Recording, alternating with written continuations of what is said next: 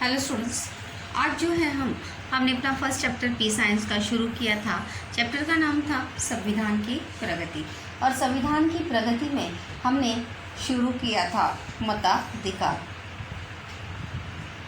मताधिकार भी एक सशक्त लोकतंत्र को या लोकतंत्र को सफल होने में बहुत ही अहम ऐसी भूमिका जो है वहाँ पर निभाता है। और एक सक्षम लोकतंत्र का आधार जो है वो किसे कहते हैं? मताधिकार को कहते हैं। तो अगर हम देखेंगे तो इन्हीं युवा मतदाताओं के समर्थन से सत्ता की प्रतियोगिता में उतर आए। मतलब इन्हीं युवा मतदाताओं की मतलब जो 21 साल की उम्र हटाकर जो 18 वर्ष की गई थी, और इसी के चलते हमारे देश में या बहुत बड़े मात्रा में बहुत बड़े पैमाने में युवा पीढ़ी जो है या युवा पीढ़ी को जो है मताधिकार प्राप्त हुआ था। और इसीलिए सत्ता में जो है सत्ता की प्रतियोगिता में उतर आए। मतलब वहाँ पे सत्ता में जो है वो कंपटीशन शुरू हुआ। इस कारण भारत में राजनीतिक प्रतिद्वंद्विता का स्वरूप भी बदल गया। और इसी के कारण अगर हम देखेंगे तो भारत में राजनीतिक प्रतिद्वंद्विता का स्वरूप भी क्या होता गया, धीरे धीरे करके बदल गया। प्रतिद्वंद्विता यानी कंपटीशन, प्रतिस्पर्धी लोगों की इच्छा आकांक्षाओं का प्रतिनिधित्व देने के उद्देश्य से आज कई राजनीतिक दल इसी प्रतिद्वंद्विता में दिखाई देते हैं। और जैसे कि मैंने आपको लास्ट टाइम भी बताया था कि हर एक राजनीतिक दल का एक उद्देश्य होता है, और उसी उद्देश्य के आधार पर या उसी उद्देश्य को लेकर जो है हर एक राजनीतिक दल जो है अपनी विचारधारा जो है वो लोगों के सामने प्रस्तुत करता है। तो उसी प्रकार से लोगों की इच्छा आकांक्षाओं का प्रतिनिधित्व देने के उद्देश्य से, मतलब लोगों की क्या इच्छा है या लोग क्या सोचते हैं, इसी को ध्यान में रखते हुए या इसी उद्देश्य को लेकर कई राजनीतिक दल जो है प्रतिद्वंद्विता में दिखाई देते। मतलब कौन सा राजनीतिक दल लोगों की इच्छा आकांक्षाओं की पूर्ति करता है, यानी कि अभी इच्छा आकांक्षाएं लोगों की कौन सी समस्याओं को दूर करता है, इसी में राजनीतिक दलों में क्या होने लगी, होड़ होने लगी, प्रतिस्पर्धा होने लगी, और प्रतिद्वंद्विता जो है वो हमें आज भी दिखाई देती है। जैसे अगर आप देखेंगे चुनाव प्रचार को अगर देखेंगे तो हर एक राजनीतिक दल जो है हमारी समस्याओं को दूर करने का क्या करता है, वादा करता है और उसे पूरा करने का प्रयास करता है। क्योंकि उसके मन में ये रहता है कि अगर मैं लोगों की इन समस्याओं को, लोगों की इन इच्छा आकांक्षाओं को अगर पूरा करता हूँ तो आगे जाके मुझे सत्ता स्थापित करने में इसका क्या होगा, फ़ायदा ही होगा। चलिए आगे देखते हैं लोकतंत्र का विकेंद्रीकरण। लोकतंत्र का विकेंद्रीकरण अगर हम देखेंगे तो लोकतंत्र का विकेंद्रीकरण, सत्ता का विकेंद्रीकरण लोकतंत्र का एक मौलिक घटक है या एक मूल आधार है। रिक्त स्थान के लिए भी प्रश्न है यहाँ पर अगर देखेंगे तो लोकतंत्र का मूल आधार जो है वो है सत्ता का विकेंद्रीकरण। अगर हम देखेंगे सत्ता का विकेंद्रीकरण का अर्थ है कि अगर हम अपने लोकतांत्रिक देश में देखेंगे, भारत में या किसी और भी अगर हम लोकतांत्रिक देश में अगर हम देखेंगे तो विकेंद्रीकरण यानी क्या, विस्तार। हमारे भारत देश में लोकतांत्रिक शासन प्रणाली होने के कारण वहाँ पर लोग जो है या लोगों के द्वारा चुने हुए प्रतिनिधि जो है चुनाव में जीतकर वहाँ पे प्रतिनिधि के तौर पर सरकार चलाते हैं। तो उसे कहा जाता है सत्ता का विकेंद्रीकरण। सत्ता जो है किसी एक के हाथ में रहती नहीं, विकेंद्रीकरण यानी विस्तार जो है वो हमें देखने को मिलता है। तो इसीलिए लोकतंत्र का मूल आधार ही क्या है? सत्ता का विकेंद्रीकरण। ये रिक्त स्थान के लिए याद रखिए, और सत्ता का विकेंद्रीकरण जो है टिप्पणी के लिए भी आपको याद रखना है। सत्ता का विकेंद्रीकरण होने से सत्ता के दुरुपयोग को रोकने के साथ साथ सामान्य जनता को भी सत्ता में सहभागी होने के अवसर प्राप्त होते हैं। जैसे चुनाव में भारत के हर एक नागरिक को चुनाव में खड़े होने का, जीतने का और जनप्रतिनिधि बनने का क्या है? अधिकार है। और इसी सत्ता का विकेंद्रीकरण होने से सत्ता का जो दुरुपयोग होता है उसे रोकने में हमें क्या मिलती है? सहायता मिलती है। और सामान्य जनता को भी, क्योंकि सत्ता का विकेंद्रीकरण यानी सभी राजनीतिक दल ही आपस में चूज करते हैं क्या तू प्रधानमंत्री बनेगा, तू मुख्यमंत्री बनेगा? नहीं, प्रॉपरली क्या होता है? चुनाव होता है। उसके लिए चुनाव आयोग की स्थापना होती है, चुनाव आयोग होता है, उसके माध्यम से चुनाव कराया जाता है और फिर लोगों के द्वारा जो है वो जो जिस व्यक्ति को या जिस प्रतिनिधि को ज़्यादा वोट मिलते हैं वो व्यक्ति क्या होता है? जीतता है। उसी को कहा जाता है सत्ता का विकेंद्रीकरण। इसी के चलते जो है सत्ता का दुरुपयोग होने में सामान्य जनता को भी सहभागी होने का अवसर जो है वो प्राप्त होता है। इसीलिए तो कहा जाता है कि हमारा हर एक व्यक्ति का हर एक वोट जो है वो क्या होता है? कीमती या बहुमूल्य होता है। लोकतंत्र के विकेंद्रीकरण के संदर्भ में संविधान के दिशा निर्देशक सिद्धांतों में प्रावधान किए गए हैं। सत्ता का लोकतंत्र के विकेंद्रीकरण के संदर्भ में अगर हम देखेंगे तो यहाँ पर संविधान के दिशा निर्देशक यानी क्या? जानकारी सिद्धांतों में, जैसे देखो प्रावधान होते हैं तो अलग सिद्धांतों में प्रावधान किए गए। प्रावधान यानी क्या? परिवर्तन जो है समय के अनुसार संविधान में होते रहते। इसीलिए देखो शुरुआत में हमने प्रश्न देखा था कि संविधान का स्वरूप किसी जीवित दस्तावेज की तरह होता है, क्योंकि उसमें समय के अनुसार हम क्या करते हैं? परिवर्तन करते हैं।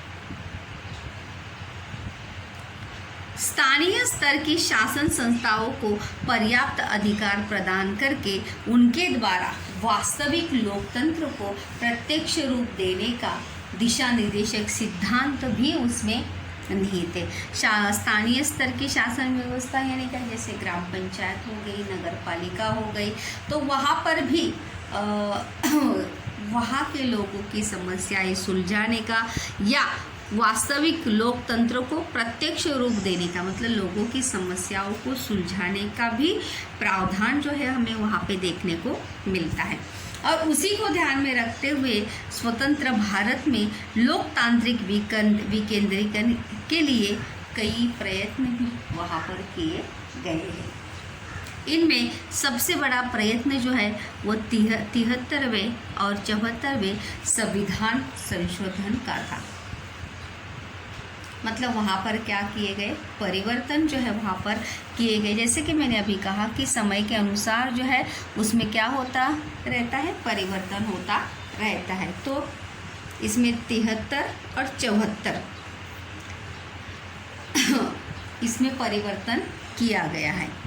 इन संशोधनों से स्थानीय शासन संस्थाओं को संविधान की स्वीकृति तो मिली और इसी के साथ साथ स्थानिक शासन संस्था जैसे NGOs वगैरह होते हैं, कुछ समाज सेवी संस्थाएं होती हैं, तो वो समाज सेवी संस्थाएं भी लोगों की समस्या दूर करने का क्या करती है या एक लोकतंत्र में एक लोकतांत्रिक देश में भी एक अहम भूमिका ऐसी संस्थाएं या ऐसे संगठन वहाँ पर निभाते हैं।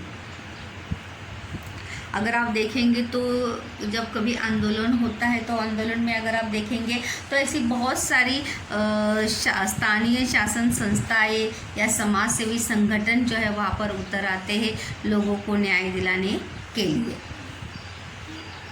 और उनके अधिकारों में अधिक मात्रा में वृद्धि हुई। जैसे देखो महिलाओं के लिए महिला आयोग का गठन किया गया है। ऐसे बहुत सारे संगठन जो है, किसान संगठन है उसके साथ साथ प्रदूषण के लिए भी है। तो ऐसे संगठन के माध्यम से जो है और उनके अधिकारों की में भी वृद्धि हो गई, ताकि उनके चलते देश का क्या हो, देश की प्रगति हो, देश की सभी स्तर पर प्रगति हो। कि जैसे प्रदूषण को रोकने के लिए देखो आंदोलन किए जाते हैं, नारे लगाए जाते हैं, लोगों को जागरूक या जन जागृति लाने के लिए अलग अलग यहाँ पर अगर देखेंगे तो नाटिका बनाई जाती है, उसी के माध्यम से लोगों को जागरूक किया जाता है। यहाँ पर अगर आप देखेंगे तो मैंने यहाँ पे आपको हिस्ट्री में भी यहाँ पर बताया था, यहाँ पर फिर से बता रही हूँ कि क्या आप जानते हैं, यहाँ पर इसमें से भी प्रश्न हमें पूछे जाते हैं। तो लेट बी सी कि क्या आप जानते हैं निम्नलिखित परिवर्तन किन कारणों से हुए। सत्ता में महिलाओं का सहभाग बढ़ाने हेतु उनके लिए कुछ स्थान आरक्षित रखे गए हैं। मतलब पहले जो है संविधान में महिलाओं का सहभाग जो है वो 50% नहीं था, तो इसके लिए और साथ ही साथ कुछ स्थान जो है महिलाओं के लिए आरक्षित रखे जाए। अगर आप गांव वगैरह में देखेंगे तो ऐसे बहुत सारे क्षेत्र है जो महिलाओं के लिए क्या रखे जाते हैं, आरक्षित रखे जाते हैं, कि जिस क्षेत्र से जो है सिर्फ महिला ही खड़ी होकर चुनाव लड़ सकती है। दूसरा है, ये सब संविधान में किए गए परिवर्तन है। वहाँ पर दुर्बल समाज वर्ग सत्ता में सहभागी हो सके, इस उद्देश्य से उनके लिए कुछ स्थान आरक्षित रखे गए। दुर्बल घटक, समाज के जो दुर्बल घटक हैं, जैसे आदिवासी समाज के लोग हैं, तो ऐसे दुर्बल समाज के लोग भी सत्ता में सहभागी हो सके, मतलब वो भी एक लोकतांत्रिक देश का घटक बन सके, इसके लिए उनके लिए भी स्थान क्या हो गए, आरक्षित रखे गए। अगर हम अगला टॉपिक देखेंगे आरक्षित स्थानों की नीति, तो उसमें देखेंगे विस्तार से। राज्य निर्वाचन आयोग का गठन किया गया। चुनाव आयोग तो है ही, लेकिन चुनाव आयोग के साथ साथ हर एक राज्य में भी चुनाव निर्वाचन आयोग जो है वो होना चाहिए। संविधान में 11 एवं 12 इन दो नए परिशिष्टों का समावेश जो है किया गया। और संविधान में जैसे मैंने कहा ये सब प्रावधान जो है वहाँ पे परिशिष्ट जो है, जैसे देखो हम अपने पेपर में सप्लीमेंट जोड़ते हैं या कोई नया पॉइंट ऐड करते हैं, तो उसी प्रकार से यहाँ पर संविधान में भी समय के अनुसार जो है वहाँ पर परिशिष्ट जो है वो ऐड किए जाते हैं। अगला अगर हम देखेंगे तो बहुत ही ज़रूरी ऐसा अधिकार जो है वो है सूचना का अधिकार, राइट टू इन्फॉर्मेशन। सूचना का अधिकार, राइट टू इन्फॉर्मेशन। इसमें अभी हमें दो प्रश्न यहाँ पर देखेंगे, सूचना का अधिकार टिप्पणी के लिए भी, और दूसरा प्रश्न यहाँ पर निम्नलिखित कथन सत्य है या असत्य है, सकारण स्पष्ट कीजिए। सूचना के अधिकार के कारण शासन व्यवस्था में गोपनीयता बढ़ गई है। निम्नलिखित कथन क्या है, असत्य है। निम्नलिखित कथन क्या है, असत्य है। गोपनीयता बढ़ गई है क्या, नहीं, गोपनीयता में क्या आई है, कमी आई है, क्योंकि राइट टू इन्फॉर्मेशन इस अधिकार के चलते हम सरकार के संबंधित कोई भी जानकारी जो है इस अधिकार के नाते प्राप्त कर सकते हैं गवर्नमेंट वेबसाइट पर जाकर। तो ये कथन क्या है, असत्य है कि सूचना के अधिकार के कारण शासन व्यवस्था में गोपनीयता बढ़ नहीं गई है, गोपनीयता क्या हुई है, कम हो गई। तो देखिए राइट टू इन्फॉर्मेशन, RTI जिसे कहते हैं, इसका फुल फॉर्म है राइट टू इन्फॉर्मेशन। राइट यानी क्या, अधिकार, सूचना का अधिकार। ये कब जारी हुआ, 2005 में। कब जारी हुआ, 2005 में। लोकतंत्र में नागरिकों का सक्षमीकरण कई रूपों में होना चाहिए। एक जैसे कि मैंने कहा, एक सक्षम नागरिक, एक सक्षम लोकतांत्रिक देश की क्या होती है, पहचान होती है। तो अगर देश का नागरिक ही जागरूक नहीं होगा अपने अधिकार के प्रति, तो उसे लोकतंत्र तो उस देश का लोकतंत्र जो है कभी भी सफल और सुफल या सक्षम जो है वो बन सकता नहीं। तो इसीलिए लोकतंत्र में नागरिकों का सक्षमीकरण कई रूपों में होना चाहिए। सक्षमीकरण यानी का सशक्तिकरण, पावरफुल या प्रभावशाली, नागरिकों को सहभागी होने का अवसर प्रदान करने के साथ साथ सिर्फ नागरिकों को वहाँ पर सहभागी होने का अवसर नहीं मिलना चाहिए, उनके साथ क्या होने चाहिए, संवाद या कन्वर्सेशन भी वहाँ पर होना क्या है, ज़रूरी है।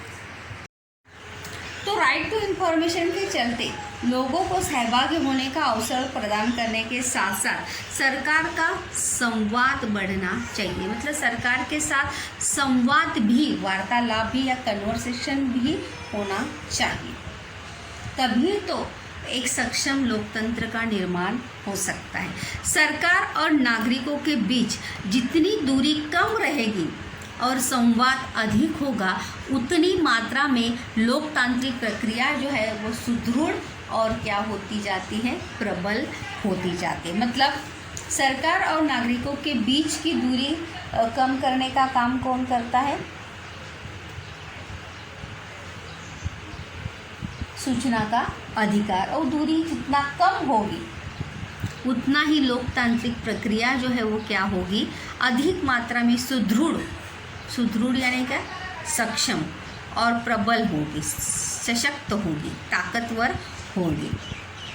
सरकार द्वारा पारस्परिक विश्वास बढ़ाने हेतु कौन से कदम उठाए जाते हैं। मतलब सरकार द्वारा पारस्परिक विश्वास, मतलब सरकार और जनता या सरकार और नागरिकों के बीच में पारदर्शिता होनी चाहिए। मतलब सरकार जो है हमारे लिए या नागरिकों के लिए, जनता के लिए कौन से नई योजनाएं अमल में लाने वाली है, क्या करने वाली है, किसमें क्या परिवर्तन हुआ है, इस सभी की जानकारी जो है वो लोगों तक पहुंचनी चाहिए।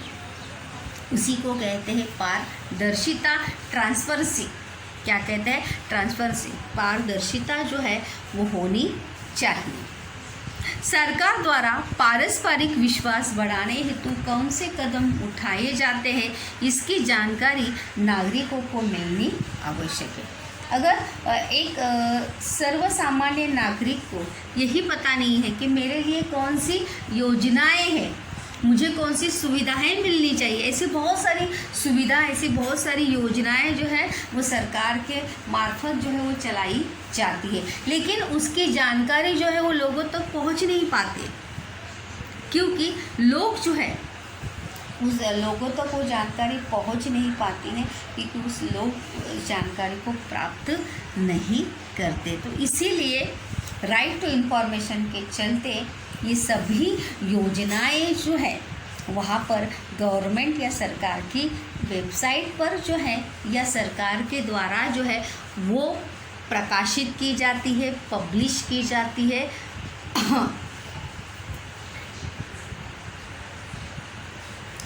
सुशासन की इसकी जानकारी जो है लोगों को मिलनी चाहिए, तभी लोग जो है सभी योजनाओं का क्या ले सकते हैं, लाभ ले सकते हैं। सुशासन की दो विशेषताएं, पारदर्शिता और उत्तरदायित्व को प्रत्यक्ष रूप में उतारने के लिए भारतीय नागरिकों को सूचना का अधिकार प्रदान किया गया है। मतलब पारदर्शिता और उत्तरदायित्व यानी क्या, जिम्मेदारी।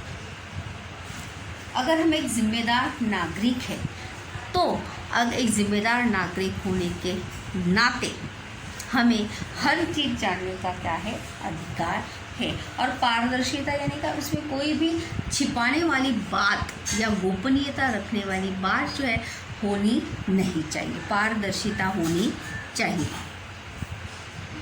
और सूचना के अधिकार के कारण यही पारदर्शिता जो है हमें देखने को मिलती है। भारतीय नागरिकों को सूचना का अधिकार प्रदान किया गया और उसी के चलते सूचना के अधिकार के कारण सरकारी कार्यवाही में रखे जाने वाली गोपनीयता जो है वो क्या हो गई, कम हो गई।